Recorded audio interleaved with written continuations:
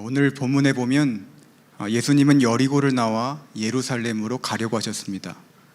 그때 한 사람이 소리를 질렀는데요, 그 사람이 누군가? 바디메오입니다.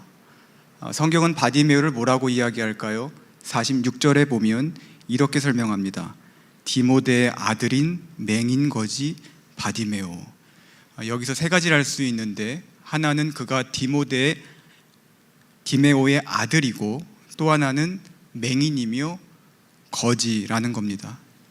그 당시 맹인은 사회적으로 인식이 좋지 않았습니다. 유대 사회에서 맹인은 죄인 취급을 받았습니다.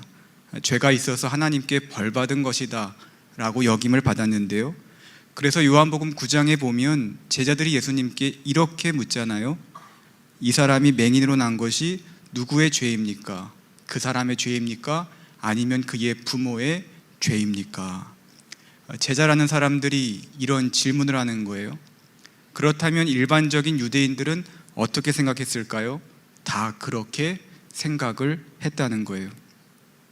그 당시 맹인은 앞이 안 보여서 힘든 것보다 사회적인 편견과 시선, 그리고 종교적인 차별이 그들을 더 힘들게 만들었다는 겁니다. 그런데 경제적으로 여유가 있었으면 좀 더 나았을 겁니다. 하지만 안타깝게도 성경은 그가 거지였다라고 말합니다. 바디메오는 길거리에서 사람들에게 구걸을 하며 살던 사람이었습니다.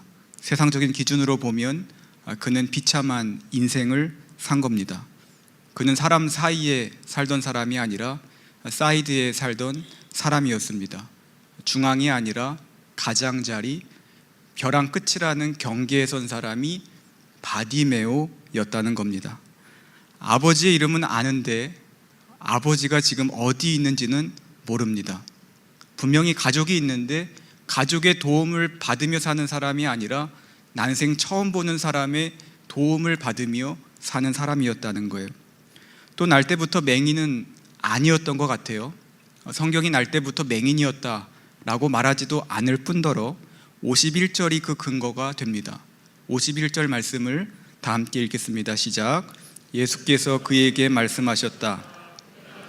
무엇을 하여 주기를 바라느냐? 그 눈먼 사람이 예수께 말하였다. 선생님, 내가 다시 볼 수 있게 하여 주십시오. 바디메오의 소원이 무엇인가요? 다시 보는 거예요. 이 말은 예전에 봤다는 거죠. 무슨 이유인지 모르겠지만 후천적인 이유 때문에 그의 눈이 멀게 되었다는 겁니다. 여러분 생각해 보세요. 어제 분명히 보였는데 오늘 갑자기 안 보입니다. 얼마나 절망적이었을까요? 얼마나 이 상황을 받아들이기 힘들었을까요? 바디메오는 세상에게, 가족에게, 하나님에게 버림받았다고 생각을 하며 살았을 겁니다. 그렇게 힘들게 살아가던 어느 날 바디메오는 우연히 한 소리를 듣게 되는데 나사렛 예수가 이 지역에, 아니 이 근처에 와 있다는 거예요. 그러자 그는 큰 소리를 외칩니다. 다윗의 자손 예수여, 나를 불쌍히 여기소서. 우리가 여기에서 집중할 단어가 있는데 바로 다윗의 자손이란 단어입니다. 왜 많은 말이 있는데 바디메오는 다윗의 자손이라고 말했을까? 예수님의 시선을 끌기 위해 이야기한 것일까? 아니요. 우리는 이 단어에서 그의 믿음을 볼 수 있습니다. 어떤 믿음이요? 예수님이 메시아라는 믿음이요. 그런데 이 믿음이 어떻게 생겼을까요? 말씀을 들음으로 생긴 겁니다. 어디에서 누구에게 어떻게 들었는지는 모릅니다. 하지만 희망의 메시지를 들은 거예요. 정확히 알 수 없지만 이사야 말씀이 아닐까 추측할 수 있습니다. 이사야 35장 5절은 이렇게 말해요. 그때의 맹인의 눈이 밝을 것이며 못 듣는 사람의 귀가 열릴 것이며. 그때가 언제일까요? 하나님이 이 땅에 오실 때요. 다르게 말하면 메시아가 이 땅에 올 때 맹인이 다시 보게 될 것이다 라는 믿음이 있었던 거예요. 그리고 예수님에 대한 이야기를 많이 들었잖아요. 메시아 예수님이 나에게 오신다면 내 눈은 뜨게 될 거야 라는 믿음이 그 안에 자라기 시작했다는 거예요. 여러분, 믿음은 들음에서 납니다. 로마서 10장 17절 말씀을 잘 아실 거예요. 믿음은 들음에서 나며 들음은 그리스도의 말씀으로 말미암았느니라. 믿음은 내가 믿겠다고 다짐하고 원한다고 생기는 게 아닙니다. 믿음은 나도 모르게 생기는 거예요. 능동이 아니라 수동이라는 겁니다. 말씀을 사모하고 묵상하고 곱씹고 또 말씀을 듣다 보면 나도 모르게 내 안에 믿음이 자라고 성장하게 된다는 겁니다. 그런데 믿음이 생기면 끝일까? 아닙니다. 믿음은 반드시 행함으로 이어지게 되어 있는 거예요. 안 하려고 해도 할 수밖에 없는 거예요. 왜요? 믿어지니까. 믿어지는데 어떻게 안 할 수가 있겠어요? 바디메오가 그랬잖아요. 믿어지니까 외친 거예요. 예수님이 메시아라고 믿었기 때문에 그는 도움을 구했다는 겁니다. 그런데 그 도움이 많이 시끄러웠나 봐요. 이 모습에 주변 사람들이 뭐라고 합니다. 조용히 하라고, 시끄럽다고 꾸짖기 시작하는 거예요. 성경이니까 고상하게 표현한 거지 아마 현장에서는 거친 언어와 욕설이 난무했을 겁니다. 여러분, 그래서 바디메오가 조용히 했습니까? 아니죠. 48절 말씀을 다 같이 읽겠습니다. 시작. 많은 사람이 꾸짖어 잠잠하라 하되 그가 더욱 크게 소리질러 이르되 다윗의 자손이여 나를 불쌍히 여기소서 하는지라. 더 크게 소리 지르는 거예요. 더 난리치는 거예요. 그런데 놀라운 일이 일어나는데 예수님이 그 소리에 반응하신 겁니다. 모든 사람들이 싫어했는데 그 소리에 예수님이 들으셨고 바디메오 데려오라고 말씀하신 거예요. 사랑하는 성도 여러분, 예수님은 우리의 끈질긴 기도에 응답하십니다. 예수님은 우리의 포기하지 않는 믿음에 반응하십니다. 왜요? 그 안에 간절함이 있기 때문에요. 믿음 있는 사람은 상황에 흔들리지 않아요. 간절한 사람은 주변의 시선과 이야기에 영향받지 않는 겁니다. 지금 바디메오는 예수님이 어디에 있는지 몰라요. 앞이 안 보이잖아요. 내 앞에 있는지 내 옆에 있는지 뒤에 있는지 모르는 거예요. 그냥 근처에 있는 줄 알고 도움을 구했다는 겁니다. 말씀을 읽다가 이런 생각이 들었는데요. 나라면 더 크게 소리 지를 수 있었을까? 쉽게 답하지 못하겠더라고요. 지금 앞이 안 보이는데 옆에서 조용히 하랍니다. 그것도 강한 소리로 거친 언어로 조용히 하라고 꾸짖는 거예요. 만약 우리가 그런 상황이라면 어떨까요? 나도 모르게 몸을 움츠리지 않을까요? 주눅들지 않을까요? 한마디도 못하지 않을까요? 하지만 바디메오는 했다는 거예요. 어디서 그런 용기가 나온 것일까? 바로 믿음 때문에 그런 용기가 나왔다는 겁니다. 나는 할 수 없지만 예수님이 나를 불쌍히 여기신다면 내 눈이 떠질 거라는 믿음이 있었기에 용기와 오기를 가지고 예수님께 외쳤다는 거예요. 여러분, 부족해서 못하는 것은 없습니다. 결핍이 불가능의 이유가 될 수 없다는 거예요. 남과 비교하며 말하는 건 좋아하지 않지만 여러분 중에 바디메오보다 힘든 분들이 계신가요? 가만 보면 그는 맹인입니다. 거지입니다. 구걸하며 살아갑니다. 없는 것, 안 되는 것, 부족한 것만 보면 지치고 포기하고 싶어요. 하지만 가만 보니까 나에게 있는 게 있네요. 그게 뭡니까? 목소리예요. 그래서 바디메오가 외쳤다는 거예요. 심지어 그가 외친 자리는 좋은 자리가 아닙니다. 성경에 보면 바디메오가 어디 있었는가? 46절에 보면 그가 길가에 있었다고 해요. 길 중앙에 있는 것이 아니라 길가에서 외친 거예요. 그런데 그 외침이 예수님의 귀에 들린 겁니다. 바디메오의 무모한 액션이 예수님의 리액션을 이끌어냈다는 거예요. 적용입니다. 스스로 한번 적용해 보시기 바랍니다. 바디메오는 예수님께 불쌍히 여겨달라고 외쳤습니다. 자신의 한계와 상황의 어려움 속에서도 끈질긴 믿음으로 외친 겁니다. 우리에게 그런 끈질긴 믿음이 있나요? 내 앞에 놓인 장애물과 한계만 보며 한탄하고 좌절하지는 않았나요? 여러분, 우리가 길가에 있어도 예수님이 우리에게 오시면 그곳이 길이 됩니다. 상황에 꺾이지 않고 주눅들지 않는 믿음이 있으시기를 축복합니다. 내게 부족한 것 보면서 절망하지 말고 좌절하지 마시기를 바라요. 내가 가진 것으로, 하나님이 내게 허락하신 것으로 용기 내어 행동할 수 있는 믿음이 있으시기를 축복합니다. 이 믿음 위에 간절한 마음을 더하셔서 예수님 시선에 머무는 인생, 예수님 귀에 들려지는 인생이 되시기를 주님의 이름으로 축복합니다. 예수님은 바디메오를 부르셨습니다. 그때 바디메오가 그냥 가지 않았더라고요. 50절에 보면 맹인이 겉옷을 내버리고 뛰어갔다라고 말해요. 사실 성경이 겉옷 이야기를 할 필요 없거든요. TMI입니다.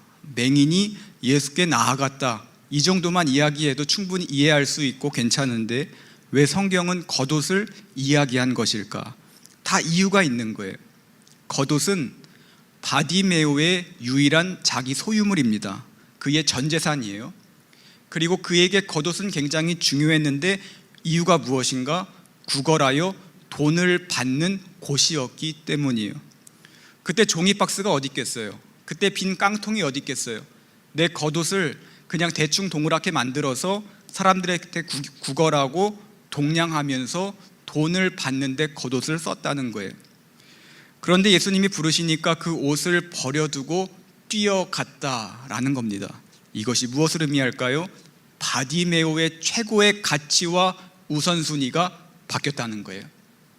예수님을 만나기 전에는 이 겉옷이 가장 소중하고 귀한 것이었는데 예수님을 만나니까 가장 중요하고 가치 있는 분은 오직 예수님밖에 없다는 겁니다. 그래서 그는 겉옷을 버려두고 전적으로 주님만 바라보며 앞으로 나아갔다는 겁니다. 예수님은 이 모습을 보셨습니다. 그리고 그 안에 믿음을 보셨는데, 그래서 예수님이 고쳐줄 때 뭐라고 하십니까? 내가 이제 고쳐줄게 라고 하시지 않고 내 믿음이 너를 구원했다 라고 말씀하시는 거예요. 바디메오는 운 좋게 예수님을 만나서 고침받은 게 아닙니다. 말 한 번 잘해서 고침받은 게 아니라는 거예요. 그를 낫게 한 것은 모든 과정 가운데 있던 믿음이라는 겁니다. 예수님이 여리고에 오시기 전부터 가지고 있던 믿음, 예수님이 이곳에 오신다고 했을 때 나를 구원해달라고, 나를 불쌍히 여겨달라고 외쳤던 믿음, 예수님이 부르셨을 때 겉옷을 버려두고 달려갔던 믿음, 이 모든 과정 속의 믿음이 그를 구원했고 그의 눈을 뜨게 만들었다는 겁니다. 그런데 여기에서 기억해야 할 것이 있습니다. 바디메오의 믿음이 그를 구원했다고 하니까 오해의 소지가 있는 것 같아요. 왠지 바디메오에게 공로가 있는 것 아닌가라는 생각이 들기도 합니다. 하지만 아닙니다. 믿음은 철저하게 주님이 주시는 거예요. 내가 믿는 것 같지만 내가 믿은 게 아니에요. 믿음은 주님이 주시는 겁니다. 바디메오의 믿음이 어떻게 생겼습니까? 주님께서 말씀을 들을 수 있는 환경과 상황을 열어주신 거예요. 그의 들을 귀를 열어주셨다는 겁니다. 그가 눈을 뜰 수 있었던 이유는 무엇인가요?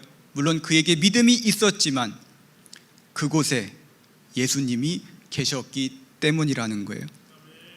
지나보니 모든 것이 은혜입니다. 우연인 줄 알았는데 필연이고, 과정마다 하나님의 섭리가 있었고 계획이 있었고 앞선 은혜가 있었다는 거예요. 여호와 일에 하나님의 준비하신 은혜가 그 과정마다 숨어 있었다는 겁니다. 바디메오는 이것을 알았어요. 그래서 52절에 보면 그가 어떻게 행동하는가? 그가 곧 보게 되어 예수를 길에서 따르니라.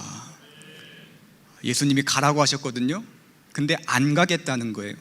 그리고 눈을 뜨고 가장 처음 본 예수님을 따르기 시작한 겁니다. 여러분, 이게 쉬운 일일까요? 앞이 보이지 않을 때 이런 생각했을 것 같아요. 내가 만일 눈을 뜨게 된다면 뭐부터 할까? 친구 만나러 갈까? 부모님 만나러 갈까? 부모님 보면 싸울 것 같은데 그냥 나같이 장애에 있던 사람을 도우며 살까? 아마 자기만의 생각과 계획이 있지 않았을까요?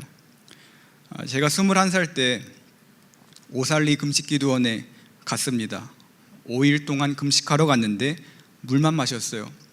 결과만 보면 금식 성공입니다. 그런데 생각의 금식은 하지 못했습니다. 누우면 자꾸 이런 생각이 드는 거예요. 금식기도 끝나면 뭐 먹지? 짜장면 먹을까? 피자 먹을까? 햄버거 먹을까? 또 배고프니까 잠이 안 오더라고요. 제가 식탐이 그렇게 많은 사람도 아닌데 둘째 날부터 음식이 계속 떠오르는 거예요. 하나님을 묵상하고 말씀을 묵상해야 되는데 자꾸 음식을 주야로 묵상하기 시작하는 겁니다. 그리고 그날이 속히 오기를 원하고 바라고 기대했다는 거예요. 드디어 금식기도가 끝났습니다. 여의도에서 내렸는데 뭐 했을까요? 햄버거 사 먹었습니다. 롯데리아 한우버거 사 먹었습니다. 5일 금식했는데 햄버거가 들어가냐? 들어가더라고요. 맛있더라고요. 그때는 21살이니까 5일 금식해도 햄버거 정도는 충분히 소화시킬 수 있었습니다. 왜 제가 이런 부끄러운 이야기를 할까요? 바디메오는 저와 달랐기 때문입니다. 그는 소원대로 눈을 떴습니다. 하지만 자기가 하고 싶은 것들을 하지 않았어요. 할 수 있지만 안 한 거예요. 자신의 생각과 욕망대로 움직이지 않았다는 거예요. 지난 날들에 꿈꾸었던 생각과 마음을 뒤로 하고 앞에 있는 주님만 바라보며 따르기로 결단했다는 겁니다. 성경을 보면 기적을 경험한 사람들이 참 많습니다. 병도 낫고 귀신도 나간 사람들 많은데 예수님을 따른 사람은 적습니다. 바디메오는 자신이 필요할 때만 예수님을 찾지 않았어요. 자신의 필요가 채워진 이후에 더 헌신하고 순종한 거예요. 받은 은혜에 감사하는 수준을 넘어서 복음의 증인, 기적의 증인으로 살기로 결단했다는 겁니다. 적용입니다. 예수님은 바디메오의 믿음을 보시고 그의 눈을 고쳐주셨습니다. 그리고 고침받은 바디메오는 예수님을 따르는 삶을 살았습니다.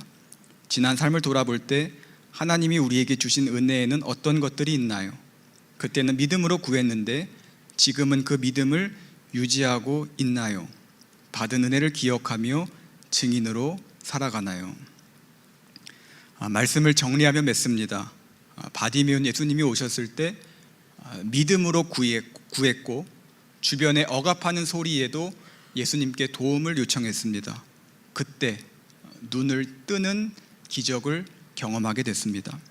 오늘 기도하러 나온 성도 여러분, 바디메오처럼 믿음으로 간구하고 믿음으로 구할 수 있는 여러분이 되시기를 축복합니다. 예수님은 구하고 찾고 두드리는 자에게 주시는 줄로 믿습니다. 예수님은 우리의 외침을 외면하지 않으시고 우리의 기도에 응답하여 주십니다. 이 밤 끈질긴 믿음과 간절한 마음을 더하셔서 바디메오가 들은 음성, 내 믿음이 너를 구원하였다, 이 응답과 은혜가 여러분의 기도의 자리와 삶의 자리에 가득하기를 예수님의 이름으로 축복합니다. 기도하겠습니다.